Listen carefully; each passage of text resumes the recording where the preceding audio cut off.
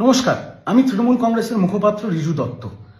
আপনারা সকলেই জানেন ৪ঠা মে বাংলার বিধানসভার ফল বেরিয়েছে।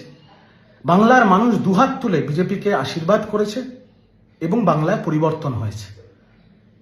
আগামী ৯ই মে নতুন সরকার গঠন হবে বাংলায়। কিন্তু আমার ভিডিওটা আজকে সেটা নিয়ে নয়। আমার ভিডিওটা হচ্ছে ৪ঠা মে বিকেল ৪টের থেকে আজকে ৬ই মে দুপুর ৩টে অবধি আমার সাথে ব্যক্তিগত কি কি ঘটনা ঘটেছে। আপনারা জানেন যে আমার দল তৃণমূল কংগ্রেস কাউন্টিং অবজারভার করে পূর্ব মেদিনীপুরে পাঠায়। এবার যখন সারা বাংলা জুড়েই যে গেরুয়া সুনামি আমরা দেখেছি, সেখানে পূর্ব মেদিনীপুরও তো তার বাইরে ছিল না। পূর্ব মেদিনীপুরে যখন তৃণমূল পিছিয়ে ব্যাকফুটে এবং বিজেপি হৈ হৈ করে জিতছে, তখন শেষ মুহূর্তে আমি পূর্ব মেদিনীপুর থেকে বেরিয়ে আসি এবং বাড়ি ফিরে আসি।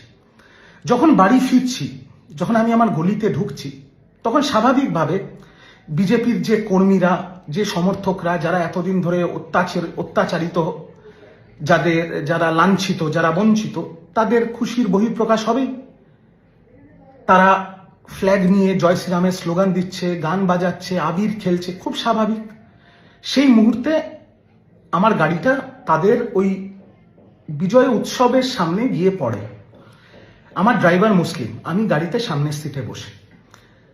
আপনাদের বলতে চাই, আমি এটা না বললে, মানে এই কথাগুলো বিগত ১.৫-২ দিনের কথাগুলো না বললে পাপ হবে। আমার মণ্ডল সভাপতি সেই সময় যদি সে চাইতো, আমার গায়ে আবির লাগিয়ে দিতে পারতো, আমার গাড়ি ভাঙচুর করতে পারতো, আমার মুসলিম ড্রাইভারকে মারতে পারতো, আমাকেও চত্থাপ্পড় মারতে পারতো। কিন্তু তারা কি করেছে? সে এসে আমার সাথে হাত মিলিয়েছে, আমার গায়ে গেরুয়া আবিরটা পর্যন্ত দেয়নি। উল্টে বিজেপির ছেলেগুলো বলেছে, একটু রাস্তাটা খালি কর, রিজুদার গাড়িটাকে বার করে দে। নাম্বার 1। নাম্বার 2, ৪ তারিখ বিকেল ৫টার পরে যারা স্বঘোষিতভাবে বিজেপি হয়ে গেছে, যারা সবাই তৃণমূল ছিল এখন স্বঘোষিতভাবে বিজেপি হয়ে গেছে, ফেসবুকে এখন জয় শ্রীরাম লিখছে, তাদের মধ্যে থেকে ৪ তারিখ রাত্রেবেলা আমার বাড়ির সামনে মদ খেয়ে অকথ্য ভাষায় খিস্তি খেয়র, আমার মা একজন doctor, non political, practising gynaecologist, তাকে অনেক রকম থ্রেট দেওয়া, আমার স্ত্রী অরাজনৈতিক একটা প্রাইভেট কোম্পানিতে চাকরি করে, তাকে অনেক রকম থ্রেট দেওয়া হয়েছে, এবং আমাকেও অনেক গালাগাল দেওয়া হয়েছে। যেহেতু আমিও তো দলের পক্ষ থেকে ভোটের সময় প্রাণপাত করে লড়াই করেছি যেটুকু আমার ক্ষমতায় ছিল,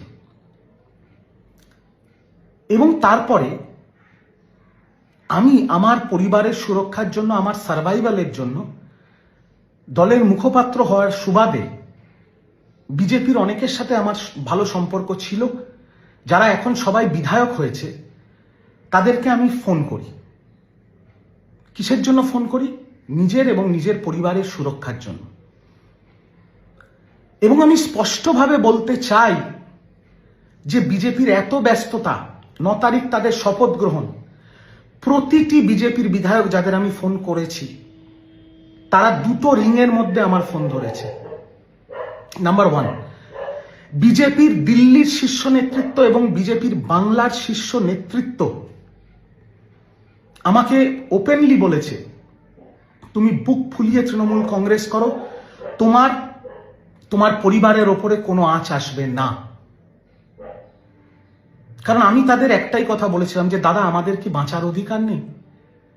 আমরা বিরোধী দল করি, এখন আমরা তৃণমূল কংগ্রেস করি, আমি তৃণমূলের মুখপাত্র, কিন্তু আমার কি বাঁচার অধিকার নেই? আমাদের কি বেসিক সম্মানটুকু থাকবে না? আমাদের জীবন জীবিকা, আমাদের চাকরি, সেটাও কি আপনারা কেড়ে নেবেন? তাহলে বলুন, আমরা সুইসাইড করে নিচ্ছি। তখন বিজেপির সর্বস্তরের দিল্লি এবং বাংলার শীর্ষস্থানীয় নেতৃত্ব, আমি তাদের নামটা নিচ্ছি না, তারা এক কথায় বলেছে, তোমার ওপরে বা তোর ওপরে কোনো রকম প্রবলেম হলে আমাকে ফোন করবি।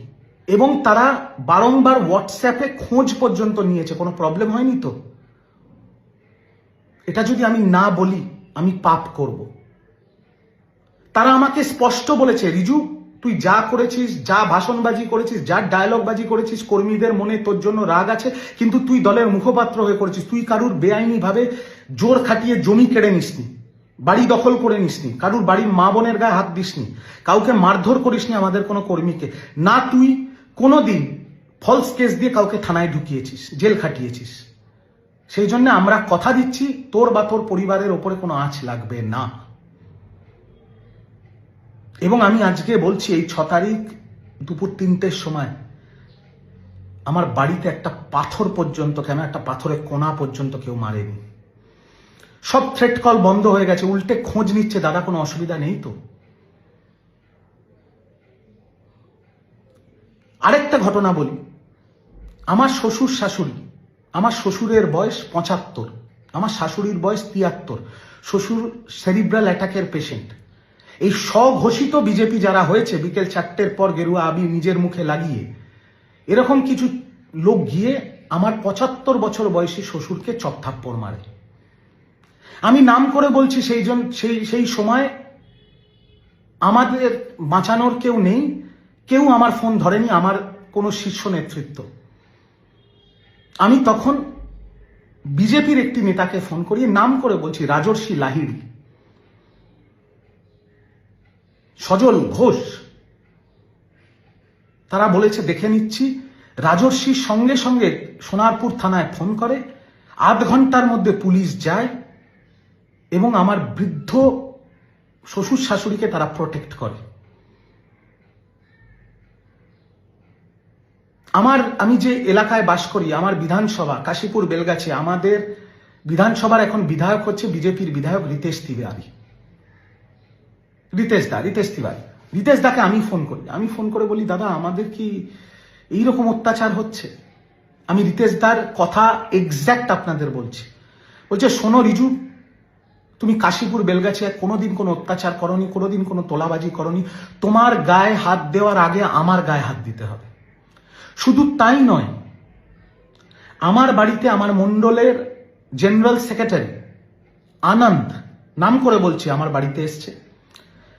আমার জেলা, যে জেলায় আমি থাকি, উত্তর কলকাতা, সেই জেলার বিজেপির শাখা সংগঠনের জেনারেল সেক্রেটারি অমিত আমার বাড়িতে এসছে, আমার সাথে বসে চা খেয়েছে, গল্প করেছে, আমার এই তৃণমূলের অফিসে বসে।